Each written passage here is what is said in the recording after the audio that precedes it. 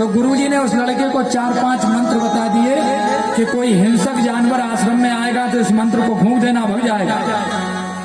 और भूख प्यास कंट्रोल नहीं हो तो ये उपाय लो। और सारे उपाय बताकर आज गुरुजी जैसे ही जाने लगे तो कहा, बेटा राम बोला, अभी भी तुम्हारी इच्छा हो तो हमारे साथ चलो और नहीं तो रह लोगे। लड़के ने कहा, महाराज हम रह लेंगे, कोई चिंता नहीं, आप निश्चिंत होकर जाइए, हम आश्रम संभालेंगे। और लड़का आश्रम संभालने के लिए रुक गया। गुरुजी जैसे ही थोड़े आगे बढ़े तो दौड़ा दौड़ा लड़का गया और बोला, महाराज हमें करना क्या होगा ये तो बता जा। तो गुरुजी ने कहा, भैया अरे तू तो बड़ा सीधा है, बड़ा भोला है, और देखना भोले को ही परमात्मा मिलते हैं, ज्यादा ज्ञानी आदमी को परमात्मा नहीं मिलते। जो भोला होगा उसी को परमात्मा मिलते हैं, जो चालाक होगा उसको भगवान नहीं मिलते। चालाक आदमी भगवान में ऐब निकालता रहता है दिन रात। एक लड़का था बड़ा मन चला, जहां भी जाए एक ही बात कहे, क्या किया भगवान ने? भगवान से बड़ा मूर्ख इस संसार में कोई नहीं है, सारा काम उल्टा सीधा कर रखा। लोग समझाते, बड़े बुजुर्ग समझाते, बेटा ऐसा मत बोला करो, भगवान है, भगवान के बारे में ऐसा नहीं बोलना चाहिए।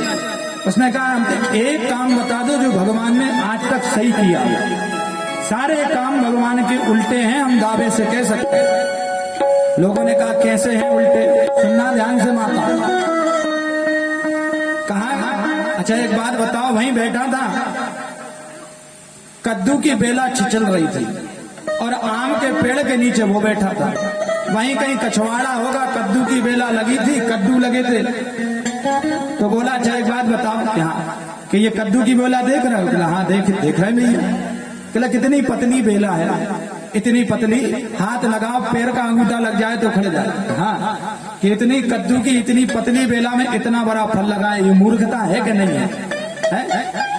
इतनी पतली बेला में इतना बड़ा फल लगाया 5-10 किलो का, ये मूर्खता है कि नहीं? अब ये बुद्धिमानी का काम है, भगवान में दिमाग होता है, ये काम करते।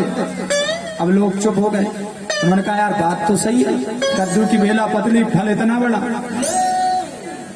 थोड़ी देर बाद बोला, कहला ये आम देख रहे हो? आम? हाँ। कहला, इसमें कितने बड़े फल लगते हैं? कहला, इतने बड़े बड़े। कहला, हाँ। पेड़ कितना बड़ा है? कहला, इतना बड़ा। कहला, ये मूर्खता है कि नहीं? कद्दू यहाँ लगना था और आम वहां लगना था।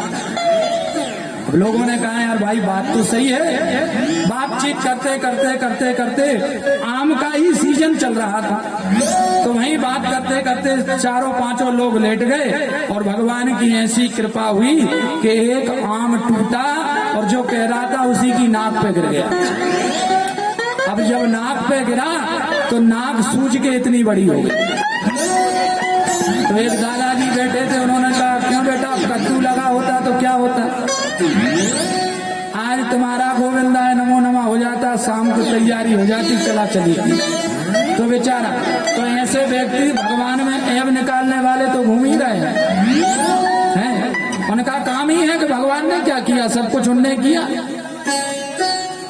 लड़के की समझ में आ गई कि आम की जगह पे आम सही लगा है और कद्दू की जगह पे कद्दू सही लगा है। इसलिए परमात्मा के काम में दिमाग नहीं लगाना चाहिए, जो चल रहा है चलने दीजिए। लड़के ने कहा, महाराज मुझे बता तो जाओ। गुरुजी ने कहा, तो बड़ा सरल है बेटा, अरे चल अंदर जाके कहा कि तुझे मंदिर की सेवा करनी है और इस मंदिर में भगवान का पूजन करना, भोग प्रसादी करना और आनंद से रहना, रोज भोग भगवान को लगाकर पाना।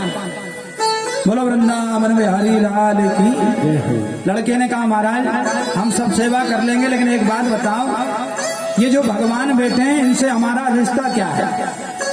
तो गुरुजी ने कहा, अरे बेटा तुम बड़े सरल हो।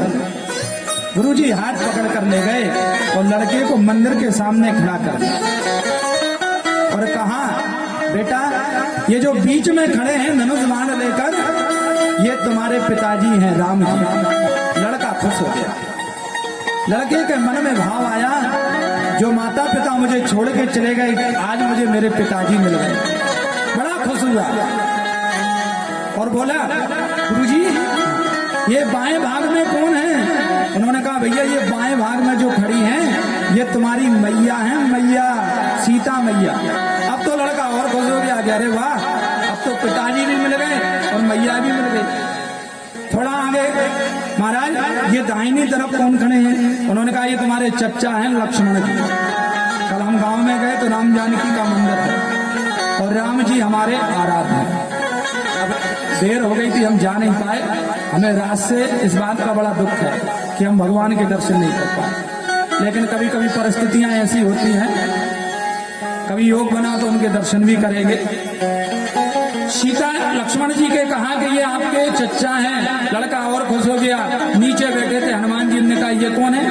उन्होंने कहा ये तुम्हारे बड़े भैया हनुमान जी।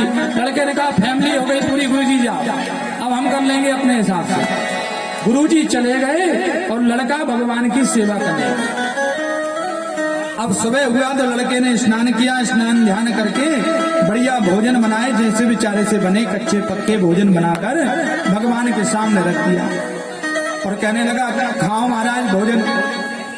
अब सीता जी मुस्कुरा रही, राम जी मुस्कुरा रहे, लक्ष्मण जी मुस्कुरा रहे, हनुमान जी देख रहे, परंतु आ कोई नहीं रहा। लड़का बार बार कहता महाराज पाओ भोग।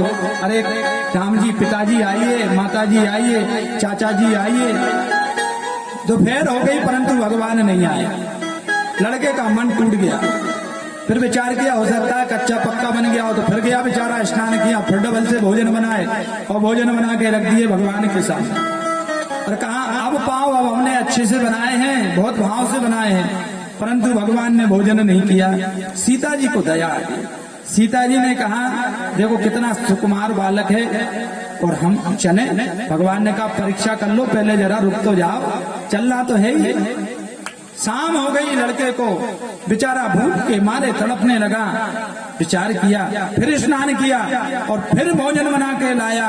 लाकर आज संध्या के मैं भगवान के सामने भोजन रखा और कहा देखो अब ज्यादा देर